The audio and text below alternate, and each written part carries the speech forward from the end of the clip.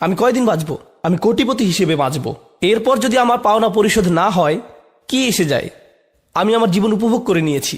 এভাবে তার পুরো পাওনা গিয়ে পড়বে তার পরবর্তী প্রজন্মের উপর। তার কোনো মাথা ব্যথা নেই। তখন ডলারের মূল্য কমে গেলে খুচরা বিক্রেতারা ক্ষতির মধ্যে পড়ল, কিন্তু এতে তাকে দোষ দেওয়া যাবে না। সে তার মতো জীবন উপভোগ করে নিয়েছে। অর্থাৎ শুধুমাত্র নিজের কথা ভাবো, যা মা মালান ও আদাদা। এটাই হচ্ছে পুঁজিবাদী চিন্তার মূল কথা এটাই। এখন এর সাথে একজন মুসলিমের চিন্তার পার্থক্য কি? ছোট একটা উদাহরণ দিই, কারণ এটা অর্থনীতির সাথে সম্পর্কিত বিষয়। একটা বাড়ি, আপনারা জানেন যে এই দেশে একটি বাড়ির মালিক হওয়া বড় একটি বিষয়। এর মূল্য বাড়ে, কখনো কমে, ইত্যাদি। আমি আপনাদেরকে খুবই সাধারণভাবে বোঝাবো যাতে একটা স্কুলের বাচ্চাও এটা বুঝতে পারে। ধরুন 100 বছর আগে কেউ একটা বাড়ি কিনলো, নিউ ইয়র্কের পাশে কেউ একটা বাড়ি কিনলো। ধরা যাক সে এটা 50,000 টাকা দিয়ে কিনেছে। সে এটা ক্যাশ টাকায় কেনেনি, সে এটা লভ্যাংশ দিয়েও কেনেনি, সে ব্যাংক লোন নিয়ে কিনেছে। তাহলে সে 30 বছর ধরে 50,000 নয়, সে কত টাকা দিয়েছে? 1,50,000। এখন তারা যদি এটা বিক্রি করতে চায়, তারা কি এটা 60,000-এ বিক্রি করবে? না, তারা এটা 1,50,000-এ কিনেছে, তাই তারা অন্তত 2,50,000 বেচতে চাইবে। ধরা যাক তারা এটা 2,50,000-এ বেচল। এখন একজন ক্রেতা 2,50,000-এ কিনে নিল, কিন্তু সেও এটা ক্যাশ টাকায় কিনেনি। কিভাবে কিনেছে? ক্রেডিটের মাধ্যমে। তাহলে সেও 2,50,000 দেয়নি, সেও 30 বছরে 4 লাখ বা 5 লাখ টাকায় কিনেছে। যখন সে এটা বিক্রি করতে যাবে এর মূল্য বাড়তে থাকবে। তাহলে এখানে যা ঘটল, প্রথমত মুদ্রার মূল্য কমে গেল, দ্বিতীয়ত যারা 100 বছর আগে একটা বাড়ি যে টাকায় কিনেছিল, পরবর্তী প্রজন্মের মানুষেরাও কি একই দামে কিনতে পারবে? না। তাহলে আপনি পরবর্তী প্রজন্মের জন্য এটা অনেক অনেক অনেক কঠিন করে ফেললেন। এটাই রিবা, এটাই যা মা মালান ও আদাদা। এটা পরবর্তী প্রজন্মের জন্য সমস্যা তৈরি করে। এখন আসুন এর সাথে একজন মুসলিমের মানসিকতার তুলনা করি। একজন মুসলিমের মানসিকতা হলো একজন বৃদ্ধের জন্য যে প্রায় কবরের কাছাকাছি চলে গিয়েছে, সে তার বীজ বপন করে যাবে যাতে গাছ বাড়তে পারে। আপনি বলবেন গাছ বাড়লে লাভ কি? আপনি তো ততদিন বেঁচেই থাকবেন না। সে বলবে না, এটা একদিন কাউকে না কাউকে ছায়া দেবে, সেটা হবে আমার জন্য সাদাকায়ে জারিয়া। এটাই হচ্ছে একজন মুসলিমের মানসিকতা। এমনই হওয়া উচিত। আমরা চিন্তা করব কিভাবে ভবিষ্যৎ প্রজন্ম উপকার পায়। খাও দাও, ফুর্তি করো আর মরে যাও, এমন না।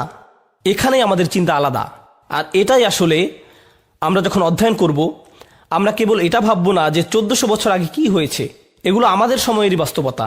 এগুলো আমাদের সময়ের অনেক বড় সমস্যা। দুর্ভাগ্যজনকভাবে মুসলিম হয়েও আমরা যেন পুঁজিবাদী ব্যবস্থার অন্ধকার কালো থাবায় জড়িয়ে পড়েছি।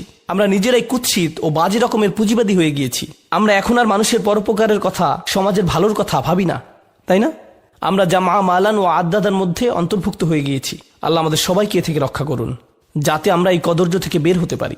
আচ্ছা আদাত্তু শাই লিকাদা ওয়া আদাত্তু ইযা আমসাকতুহু লাহু ওয়া জাআলতুহু ইদ্দাহ ওয়া দাখিরা লিহাওয়াদিহি দাহর ওয়া সানিয়া আদাদাহু। তিনি এখানে মূলত যা বলেছেন তা হলো, আদাদা মানে হলো প্রস্তুতি নেয়া, কিছু প্রস্তুত করা ভবিষ্যতের কোনো বিপদাপদের জন্য, এমন বোঝায়। আই আহসাহু আরেকটি অর্থ হলো ঠিকভাবে গণনা করা। ওয়া জাআত তাসদীদ, এতে তাসদীদ দেয়া হয়েছে। ওয়া আদাদাহ, এতে তাসদীদ রয়েছে। তাসদীদের মাহাত্ম্য কি? ইয়াদুল্লু লিকাসিরাতিল মাদুদ, এর অর্থ হলো অনেক বেশি গণনা করা। সে সব সময় গণনায় ব্যস্ত থাকে এবং সে অনেক টাকা গণনা করে। সে সারাক্ষণ গুনতে থাকে। এটাও বোঝায় যে সে সারাক্ষণ গুনতে থাকে। আপনারা কি এমন কাউকে দেখেননি যে প্রতি ঘন্টায় ঘন্টায় অ্যাকাউন্টে লগ ইন করে আর টাকার পরিমাণ না দেখলে তার যেন নিঃশ্বাস বন্ধ হয়ে আসে? দেখেছেন? আমি বিজনেস স্কুলে গিয়েছি, আমার সাথে ফাইন্যান্সের ছাত্ররা বসেছিল। ওদের মেজর ছিল ফাইন্যান্স, তবে তারা মুসলিম ছিল। আমরা লাইব্রেরিতে ছিলাম। ওরা কি করছিল? ওরা শিখছিল কিভাবে স্টকে ইনভেস্ট করতে হয়। তারা সারাক্ষণ কি নিয়ে ব্যস্ত ছিল? ওহ, এই তো বেড়ে গেল, ওহ এই আবার কমে গেল, ওহ, যেন কেউ তাদের শরীরে সারাক্ষণ ইলেকট্রিসিটি লাগিয়ে দিয়েছে। তারা তাদের ট্রেডিং অ্যাকাউন্টে ওহ আহ ইয়াতাখাব্বাসতুহু শাইতান মিনাল মাস, আল্লাহ বলেন যেন শয়তান তাদের স্পর্শ করছে, তাদের গুঁতো দিচ্ছে। ওরা অনবরত চেঁচিয়ে উঠছিল, ও মাই গড, ওহ আহ আবার ফিরে পেয়েছি। তারা সারাক্ষণ এমন প্রতিক্রিয়া দেখাচ্ছিল। শেষে লাইব্রেরি কর্তৃপক্ষ এসে বলল, তারা বলল, না, আমি এখন জামউ মালিন ও আদিদ নিয়ে ব্যস্ত আছি। জামউ মালিন ও আদিদুহ, তাহলে আয়াতের প্রথম অংশে অন্যের প্রতি তার মনোভাব নিয়ে বলা হয়েছে, আর দ্বিতীয় অংশে তার নিজের প্রতি মনোভাব নিয়ে বলা হয়েছে সে কি নিয়ে নিজেকে ব্যস্ত রাখে। মজার ব্যাপার হচ্ছে মানুষের কাছ থেকে যা প্রত্যাশা করা হয় মানুষ আসলে তার সম্পূর্ণ বিপরীত। আপনার অন্যের সাথে ভালো আচরণ করার কথা ছিল, নিজের জন্য টাকা না জমিয়ে অন্যকে দান করার কথা ছিল, যা আপনার কাছ থেকে প্রত্যাশা করা হয়। এখানে তার বিপরীতটাই বর্ণনা করা হয়েছে। তাহলে আদ্দাদা মানে হলো বারবার গুনতে থাকা, গণনার পুঙ্খানুপুঙ্খ হিসেব রাখা, কিংবা এর অর্থ হতে পারে ভবিষ্যতের জন্য প্রস্তুতি নেয়া। আমাদের কতটুকু সময় বাকি আছে? আমার কাছে ঘড়ি নেই। ও, আমাদের সময় আছে, আমি ধীরে সুস্থে বাকিটা শেষ করব। আচ্ছা, কেন এই দুইটি ক্ষেত্র একত্রে এসেছে? কেন এই দুইটি একত্রে এসেছে এবং এই দুইয়ের মধ্যে সম্পর্ক কি, আমরা সেটা নিয়ে আলোচনা করছি। তা হলো, একটি হচ্ছে অন্যের প্রতি মনোভাব, অপরটি হলো সেই নিজের প্রতি কিভাবে সেটা। এখন এক বচনে মালান শব্দটি দিয়ে কি বোঝায় আমরা সেটা জেনেছি, এবং এটা কিভাবে কারো জীবনে প্রভাব ফেলে সেই সম্পর্কে জেনেছি। এবার আমরা তৃতীয় আয়াত সম্পর্কে জানব। ইয়াহসাবু আন্না মালাহু আখলাদা। ইয়াহসাবু শব্দটি হচ্ছে মিন আফআলিল কুলুব, অর্থাৎ যেসব ক্রিয়া অন্তর বোঝাতে ব্যবহৃত হয়। অর্থাৎ এখন আল্লাহ তাআলা মানসিকতার দিকটি তুলে ধরছেন যে তার অন্তরে কি ঘটছে। প্রথম দুইটি আয়াত ছিল তার কাজের ব্যাপারে, এগুলো ছিল বাহ্যিকভাবে, কিন্তু তৃতীয় আয়াতে এসে তিনি বলছেন তার ভেতরের কথা, তার ভেতরে কি চলছে। ইয়াহসাবু, সে ভাবে, আন্না মালাহু আখলাদা, আর সম্পদ তাকে চিরস্থায়ী জীবন দিবে বা তাকে অমর করবে। এখন এখানে মূল বিষয়টি হচ্ছে মালাহু। এর আগের আয়াতে আমরা মালাহু পাইনি, আমরা পড়েছি আল্লাযী জামা মালান, কারণ সে নিজের জন্য সম্পদ জমাচ্ছে যা আসলে তার নিজের জন্য নয়, তবুও সে জমায়। মালান শব্দটি দিয়ে তার এই ভ্রান্তিকে চিহ্নিত করা হয়েছে। এবার যখন সে এত সম্পদ জমিয়ে ফেলেছে, এত সম্পদের মালিক হয়েছে, সে ভাবছে এগুলো তাকে চিরস্থায়ী জীবন দিবে। এখন এ থেকে আমরা কিছু গভীর প্রশ্নের সমাধান পাই। কেন মানুষ টাকার পেছনে ছোটে? এটা একটা বড় প্রশ্ন। যদি আপনি কোনো শিশুকে জিজ্ঞেস করেন তোমার কেন টাকা দরকার, সে বলবে আমি জানি না, আমার হয়তো পরে লাগবে। কিন্তু নিজেকে নিজে প্রশ্ন করুন, কেন আসলে মানুষ টাকার পেছনে ছোটে? আজকে যদি প্লেটে খাবার থাকে, আপনি আজ নিয়ে দুশ্চিন্তা করা বাদ দিবেন, আপনি আগামীকাল নিয়ে ভাববেন। অর্থাৎ আখলাদা শব্দের অর্থ কেবল চিরস্থায়ী জীবন নয়, এটা দিয়ে বোঝায় এমন কিছু যা চিরকাল অবিরামভাবে তাকে বাঁচিয়ে রাখবে। অর্থাৎ মানুষ দুশ্চিন্তা করে কারণ যদি তার সঞ্চয় না থাকে সে হয়তো বাঁচতে পারবে না। অনেকে দেখবেন যখন তার স্টক অ্যাকাউন্ট ধসে পড়ে সে আত্মহত্যা প্রবণ হয়ে পড়ে, কারণ সে তার বেঁচে থাকার সাথে সঞ্চয়কে মিলিয়ে ফেলেছে। তার প্লেটে এখন খাবার আছে এর সাথে নয়, বরং আগামীকালের জন্য সে যে খাবার সঞ্চয় করেছে তার সাথে।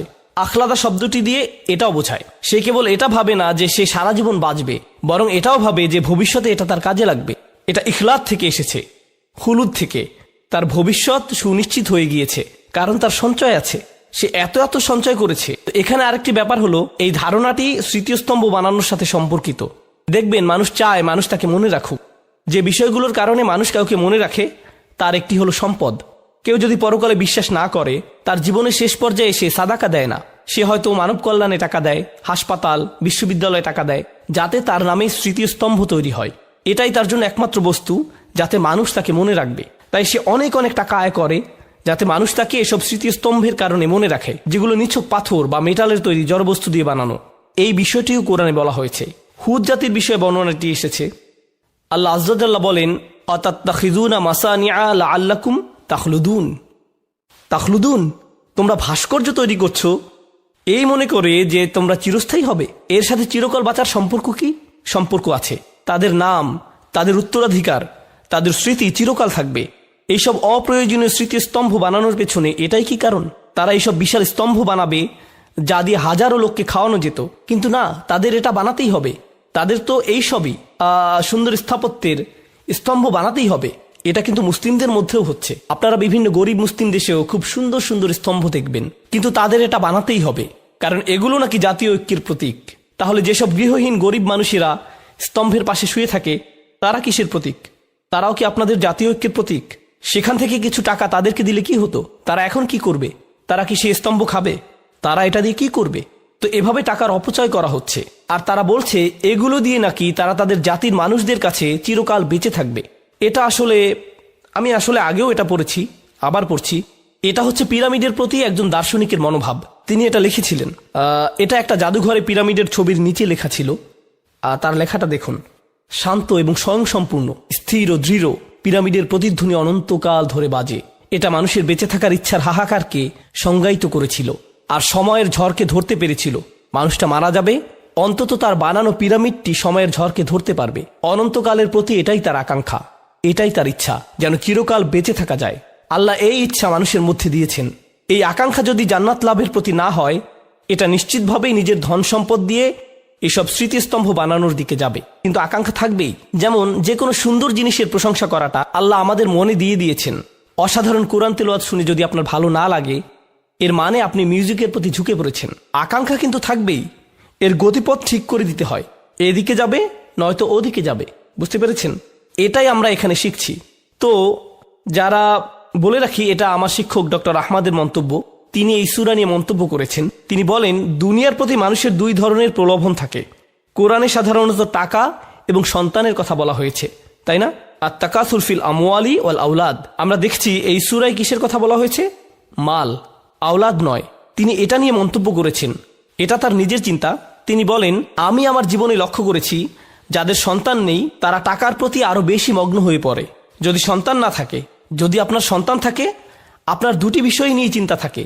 কিন্তু যদি আপনার সন্তান না থাকে, তখন আপনি টাকা আয় করা, গণনা করা নিয়ে পুরোপুরি মগ্ন হয়ে পড়েন। আর যারা টাকা নিয়ে এত বেশি চিন্তিত, যদি আপনি তাদেরকে জিজ্ঞেস করেন তারা কেন সন্তান নেয় না, তারা কি কারণ দেখায়? আমি জানি না সন্তানের খরচ চালাতে পারবো কিনা, আমি জানি না আমাদের নিজেদের চলার টাকা আছে, আমি নিশ্চিত নই সন্তানের খরচ চালাতে পারবো কিনা, ভবিষ্যতের কথা ভেবে। যাই হোক, ইয়াহসাবু আন্না মালাহু আখলাদাহ এর তাফসিরে আসি। দাওয়াল আল মালু আমলাহু, তার ধন সম্পদ তার নিরাশা বাড়াবে। ওয়ামান্নাহুল আমানিয়াল বাঈদাহ, এটা তাকে কিছু অলিক কল্পনা দিবে যা বাস্তবতা থেকে অনেক দূরে, ততক্ষণ পর্যন্ত যতক্ষণ না সে নিজেকে গভীরভাবে উদাসীন করে তোলে এবং তার মিথ্যা আশাকে প্রলম্বিত করে। ইয়াহসাবু আন্না মালাহু তারাকাহু খালিদান, সে মনে করে তার সম্পদ তাকে চিরস্থায়ী করবে। ফিদ দুনিয়া লা ইয়ামুত, এই দুনিয়ায় যেন সে কখনো মরবে না। এটা দিয়ে পরকালকেও বোঝানো হয়েছে। সে মনে করে, আর হ্যাঁ, এটা বোঝাটা খুবই জরুরি, এমন অনেকে আছে যারা মনে করে আল্লাহ তাদেরকে এত বেশি দিয়েছেন তাই তারা পরকালেও পার পেয়ে যাবে। হে, আল্লাহ আমাকে এত ভালোবাসেন, তিনি আমাকে এত এত সম্পদ দিয়েছেন, আল্লাহ নিশ্চয়ই পরকালেও আমার জন্য ভালো কিছুই দিবেন। আমাদের অনেকের চিন্তা ভাবনা এমন। এটা আসলে খ্রিস্টান প্রোটেস্ট্যান্টদের বিশ্বাসের মূল ভিত্তি। তারা আপনাকে বলবে গড চান যেন আপনি প্রমোশন পান, তিনি চান যেন আপনি বেশি বেশি টাকা কামাতে পারেন, তিনি চান যেন আপনি লোনটা পান, কারণ তিনি আপনাকে ভালোবাসেন। বেশি টাকা কামানো মানে আল্লাহ আপনাকে ভালোবাসেন। এই নিয়ে একটা ঘটনা কোরআনে সূরা কাহফে বর্ণিত হয়েছে। সে ভেবেছে যেহেতু তার বাগানটা বেশি সুন্দর, সেহেতু ওমা আযুন্নুস সাআতা কাইমাতান, আমার মনে হয় না কিয়ামতে আমার আর কোনো সমস্যা হবে। ওয়ালা ইরুদিতু ইলা রাব্বি, যদি কখনো আমার পালনকর্তার কাছে আমাকে পৌঁছে দেওয়া হয়, লা আজিদান্না খায়রাম মিনহা মুনকালাবা, তবে সেখানে এর চাইতে উৎকৃষ্ট কিছু পাবো। আল্লাহ আমাকে শুধু দুনিয়ায় ধন সম্পদ দিবেন না, আখিরাতেও দিবেন। তুমি এখানে গরিব আছো, সেখানেও গরিব থাকবে। এটাই ছিল চিন্তা ভাবনা। বলে রাখি, দুর্ভাগ্যবশত এমন মানসিকতা, বিশ্বাস করুন বা না করুন, আমাদের অনেক মুসলিম ভাইদের মধ্যে ঢুকে গেছে। তারা ভাবে আল্লাহ আমাকে অনেক বেশি ভালোবাসেন, আমাদের থাকার জন্য সুন্দর বাড়ি আছে, ভালো চাকরি আছে, বড় ব্যবসা আছে, পরিষ্কারভাবে বোঝা যাচ্ছে আল্লাহ আমাকে ভালোবাসেন, তিনি আমার মধ্যে এমন কিছু পেয়েছেন যা অন্যদের মধ্যে পাননি। তাহলে আর চিন্তা কি? আল্লাহ আমার সাথেই আছেন। আসলে যেগুলোর জন্য আপনি আল্লাহকে ধন্যবাদ দিচ্ছেন, প্রকৃতপক্ষে এগুলো মূলত একটা পরীক্ষা। কিছু মানুষের জন্য দারিদ্র্য হচ্ছে পরীক্ষা, আর কিছু মানুষের জন্য ধন সম্পদ হচ্ছে পরীক্ষা। দুটোই পরীক্ষা, কোনোটাই আসলে কাউকে কারো চেয়ে এগিয়ে রাখে না। তাই আমি বলছি না যে ধনীদের জন্য পরীক্ষা বেশি আর গরিবরা কম পরীক্ষায় আছে। আমাদেরকে বুঝতে হবে যে দুটোই পরীক্ষা, দুটো অবস্থায় আসলে পরীক্ষা। আল্লাহ আমাদেরকে এই পরীক্ষাকে অনুধাবন করার শক্তি দিন এবং আমাদেরকে এমন একটি জীবন দিন যেন আমরা এই পরীক্ষায় উত্তীর্ণ হতে পারি। ওয়ালাম আন্না আখলাদাহু ওয়া খালাদাহু বিমান ওয়াহিদা, শাওকানি বলেছেন এখানে আখলাদা ও খালাদা শব্দ দুটির অর্থ একই। সুম্মা ফিত তাফসির উজুহু আহাদুহা, কিন্তু তাফসিরে এগুলোকে আলাদাভাবে অর্থ করা হয়েছে। ইয়াতামিলা আইয়াকুন আল মানা তুল আল মাল তাউল আল মাল আমলাহু, এর একটি অর্থ হতে পারে তার ধন সম্পদ তার আশাকে প্রলম্বিত করে, এই জন্যই সে ভাবে যে সে চিরকাল বেঁচে থাকবে। আলাম ইয়াকুল ইউখলিদহু, তিনি এখানে বলেননি যে এটা তাকে চিরস্থায়ী জীবন দিবে। তিনি এখানে বর্তমান বা ভবিষ্যৎকাল ব্যবহার করেননি, তিনি অতীতকাল ব্যবহার করেছেন। লিআন্নাল মুরাদ ইয়াহসাবু হাযাল ইনসান, কারণ এর অর্থ হচ্ছে মানুষ মনে করে আন্নাল মালা দিমনুল্লাহুল খুলুদ ওয়া আতাহুল আমান মিনাল মাউত ওয়া কাআন্নাহু হাকামা ওয়া কাদ ফারাকা মিনহু অলিজালিকা যাকারাহু আল মাদি। তিনি এখানে যা বলেছেন তা হলো, এর কারণ হচ্ছে মানুষ মনে করে যেহেতু তার ধন সম্পদ আছে, এই দিয়ে প্রমাণ হয় আমি পার পেয়ে গিয়েছি, আমাকে আর ভবিষ্যৎ নিয়ে ভাবতে হবে না, কারণ আমার টাকা পয়সা আছে। অর্থাৎ আখিরাতের সতর্কতা, ভবিষ্যতের সতর্কতা তাকে ভাবায় না। তার মাথায় শুরুতেই যা আসে তা হলো আমি ঠিক আছি, আমার কোনো সমস্যা নেই, অন্যদের এসবে সমস্যা হতে পারে, আমি পার পেয়ে যাব। কেউ কেউ আবার ভাবে, এই সূরার তাফসিরে মুফতি আহমদ শফি এটা বলেছেন, এটা রেকর্ড করা আছে, তিনি বলেন কিছু মানুষ আছে তারা ভাবে তারা জান্নাত কিনতে পারবে। যখন তাদেরকে সতর্ক করা হয় তারা ভাবে আমার তো অনেক টাকা, যদিও আমি আল্লাহর হুকুম মানছি না, তবে আমি এর একটা ব্যবস্থা করে ফেলবো। সামনের হজে আমি এলিট প্যাকেজে যাব, এলিট প্যাকেজে গেলে কোনো সিকিউরিটি গেটে আমাকে আটকাবে না, এরপর একদম সোজা জান্নাতে চলে যাব, মানে জান্নাত আমার জন্য অপেক্ষা করছে। তো এভাবে সে ফুরু হয়ে যায়, অর্থাৎ ভবিষ্যৎ নিয়ে সে পুরোপুরি অসচেতন হয়ে পড়ে। কল আল হাসান, হাসান বলেন মা রাআইতু ইয়াকিনান, এটা একটা অসাধারণ মন্তব্য। মা রাআইতু ইয়াকিনান লা শাক্কা ফীহি আশবাহু বিশাক লা ইয়াকিনা ফিকাল মাউত। সে ভাবে আমি এ ব্যাপারে নিশ্চিত নই, যেখানে এতে আসলে কোনো সন্দেহ নেই। মানুষ এটা নিয়ে খুবই অনিশ্চিত, যেন এটা কোনো অনিশ্চিত বিষয়। এটা এমন একটি বিষয় যা অবশ্যই ঘটবে, এতে কোনো সন্দেহ নেই। আর মানুষ মনে করে যেন এটা কোনো অনিশ্চিত বিষয়, কখনো ঘটবে না, তারা এটা নিয়ে সন্দেহ করে। সুবহানাল্লাহ। আহাব্বাল মাল হুব্বান শাদীদান, এটা হচ্ছে আয়াতের আরেকটি অর্থ। সম্পদের প্রতি তাদের ভালোবাসা হলো তীব্র ভালোবাসা। হাত্তা তাকাদা আন্নাহু ইন ইনতাকাসা মালিল আমুত, যতক্ষণ না সে ভাবে যে আমার সম্পদ শেষ হয়ে গেলে আমি শেষ হয়ে যাব। ফালিযালিকা ইয়াহফিদুহু মিনান নুকসান ইয়াবকা হাইয়ান, তাই সে তার সম্পদ রক্ষা করে যাতে সে বাঁচতে পারে। ওয়া হাযা গায়রু বাঈদ মিন ইতিকাদিল বাখিল, একজন কৃপণ বা লোভীর মতোই তার চিন্তা ভাবনা বা বিশ্বাস। আন্না হাযা তারিদ বিল আমালিস সালিহ, এটা হচ্ছে ভালো কাজের বিপরীত। ওয়া আন্নাহু হুয়াল্লাযী ইয়াখলুদু সাহিবাহু ফিদ দুনিয়া বিযিকর, আর এটা হচ্ছে ভালো মানুষেরা এটা জানে যে ভালো কাজ করে এটাই তাকে সত্যিকারের চিরস্থায়ী জীবন দেবে, ভালো কাজের প্রচারের মাধ্যমে। ওয়াফি আখিরি নাঈমিন মুকিম, এবং সবকিছুর শেষে সে সুখী জীবন পাবে। এবার এই আয়াতটি নিয়ে আমি আমার নিজের চিন্তাগুলো আলোচনা করে এই সূরাটি শেষ করব ইনশাআল্লাহ তাআলা। এই সূরার শেষটা অসাধারণ। আল্লাহ আযজা ওয়া জাল্লা 5টি অপরাধের কথা বলেছেন। হুমাজা, লুমাজা, জামা মালান, আদ্দাদা এবং ইয়াহসাবু। আল হুসুব আন্নাল মাল আখলাদাহু, আল হুসবান আন্নাল মাল আখলাদাহু, ইয়াহসাবু আন্নাল মালাহু ওয়া আখলাদাহ। এই 5টি অপরাধ যদি আপনি সূরার শেষে দেখেন, আল্লাহ 5টি শাস্তির বর্ণনা দিয়েছেন। আল হুতামা নারুল্লাহিল মুকাদাহ আল্লাতী তাত্তালিউ আলাল আফইদা, তৃতীয়। ইন্নাহা আলাইহিম মুসদা, চতুর্থ। ফি আমাদিম মুমাদ্দাদা, পঞ্চম। আর যারা এইসব কাজের সাথে জড়িয়ে গেছে তাদের অন্তরে কি অসাধারণভাবে ভয় ঢুকিয়ে দেয়া হয়েছে। কাল্লা লায়ুমবাদান্না ফিল হুতামা, হুতাম শব্দটির আরেকটি অর্থ হলো ভাঙা। হুতাম শব্দের মূল অর্থ কাসরা, যার অর্থ ভাঙা। হুতামা শব্দটি দিয়ে বোঝায় এমন ফসল যা হলুদ হয়ে গিয়েছে, অর্থাৎ তোলার সময় হয়েছে। মানুষ একে তুলতে গেলে কি হয়? একে ভাঙা হয়, ছিঁড়ে ফেলা হয়। এই শব্দটি সূরার অন্য একটি শব্দের বিপরীত, সেটা হলো কারো উদ্যম ভাঙা। মনে আছে আপনাদের? আল হুমাজ কাসর, তাই না? আপনি অন্য মানুষের উদ্যম ও সম্মান ভাঙবেন, এর ফলে আপনি নিজেকেই ভাঙা অবস্থায় দেখতে পাবেন। এটা আপনাকে ধ্বংস করে দিবে। হুতামা, সুবহানাল্লাহ। এই দুইটি শব্দের মধ্যে কি চমৎকার মিল। যখন পিঁপড়ারা সুলাইমান আলাইহিস সালামকে ভয় পেল, তারা বলল লায়াহতিমান্নাকুম, সুলাইমান যেন আমাদের উপর দিয়ে না যায়, আমাদেরকে পিষে না দেয়, ভেঙে না দেয়। কেউ কেউ বলেন হুতামা হচ্ছে জাহান্নামের চতুর্থ বা ষষ্ঠ স্তর। আল্লাহু আলাম, এটা শুধু মন্তব্য, আমি এর সপক্ষে কোনো হাদিস পাইনি বা কোনো সাহাবী বলেছেন এমন পাইনি। এই আগুন হচ্ছে আল্লাহর, আমরা এটা নিয়ে একটু পরে আলোচনা করছি। আগে এই আয়াতের ব্যাখ্যা শেষ করে নিই। কাল্লা লায়ুমবাদান্না, আরবিতে নাবাদা শব্দের অর্থ হচ্ছে এমন কিছু ফেলে দেয়া যার কোনো মূল্য নেই। নাবাদা মানে এমন কিছু ফেলে দেয়া যার কোনো মূল্য নেই। আল্লাহ বলেন না, কখনোই না। সে বলে তার সম্পদ তাকে চিরস্থায়ী জীবন দেবে। আল্লাহ খারিজ করে দিলেন। তিনি বললেন না, কখনোই না, বরং নিশ্চিতভাবেই এতে কোনো সন্দেহ নেই। এখানে লা আশায় আমি এই শব্দগুলো জোর দিয়ে বলছি, লা, এবং শেষে দুইটি নুন এসেছে। আল্লাহ বলেন লায়ুমবাদান্না, তাকে অবশ্যই ছুঁড়ে মারা হবে। এটা হচ্ছে এমন কিছু ছুঁড়ে মারা যার কোনো মূল্য নেই। এই শব্দটি বনী ইসরাইলের মানুষদের বোঝাতে ব্যবহৃত হয়েছিল যখন তারা তাওরাত তাদের পেছনে ছুঁড়ে ফেলে দিয়েছিল। নাবাদা ফারিকুম মিনাল্লাযীনা উতুল কিতাবাল্লাহি ওয়ারাআ যুহুরিহিম, তারা এটা তাদের পেছনে ছুঁড়ে ফেলে দিয়েছিল, কারণ তাদের কাছে এর কোনো মূল্য ছিল না। সে মনে করেছে তার কাছে পৃথিবীর সবচেয়ে মূল্যবান জিনিসটি আছে। সেটা কি? তার সম্পদ। সে কেন মানুষদের সাথে এভাবে কথা বলে জানেন? কারণ তার টাকা আছে। সে ভেবেছে সে পার পেয়ে যাবে, কে আমার উপর কথা বলবে? আমি আমার কর্মচারীর সাথে এভাবে কথা বলতেই পারি। আমি হচ্ছে ইসলামিক সেন্টারের সবচেয়ে বড় দাতা, কে আমার উপর কথা বলবে?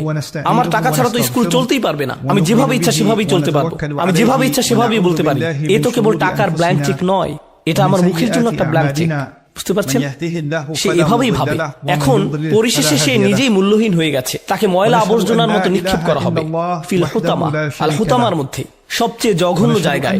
আসানি মানাহু লায়ুম বাজান্না ফিল্লাম তাওয়াবাল কসম। আল্লাহ এখানে লায়ুম বাজান্না শব্দে লাম আশায় বোঝা যাচ্ছে এখানে শপথ করা হয়েছে, মানে হচ্ছে আল্লাহ বলছেন আমি শপথ করে বলছি তাকে নিক্ষেপ করা হবে। শুধু অবশ্যই অবশ্যই অবশ্যই নিক্ষেপ করা হবে বলেননি, আল্লাহ এখানে সরাসরি শপথ করে বলেছেন। আরেকটি বিষয় হচ্ছে লায়ুম বাজান্না শব্দটি কিছু কেরাতে এভাবে উচ্চারিত হয়েছে লায়ুম বাজান্না। এখানে পার্থক্য কি হলো? লায়ুম বাজান্না দীর্ঘ করে পড়া হয়েছে, তাই না? একটা অতিরিক্ত আলিফ দিয়ে পড়া হয়। দ্বিতীয়ত এর অর্থ হুয়া আমালুহু, সে এবং তার সম্পদকে নিক্ষেপ করা হবে। তুমি একে এতই ভালোবেসেছো, যাও এর সাথেই থাকো। তুমি কখনোই একে ছাড়তে চাও না, ঠিক আছে, একে আর কখনোই ছাড়তে হবে না, এগুলো সবই তোমাকে নিক্ষেপ করা হবে। সুবহানাল্লাহ। হুয়া ওয়া মালুহু। তো আর বলে রাখি ফিল হুতামা এখানে ফি শব্দটি ব্যবহার করায় তক্তাদি আন্নাহু মাউদিউন লাহুকা আমি কুন জিদ্দান কালবীর। ফি শব্দ